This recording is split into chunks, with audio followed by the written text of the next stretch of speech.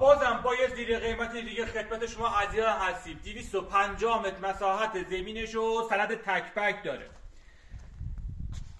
لحاظ ساخت خیلی خوبی داره. استخر با تصفیه فعال 4 فصل داریم. خیلی هم دلی کار کرده، ولی صد افسوس که مالک محترمون این ویلای دلی رو همینطوری رها کرده.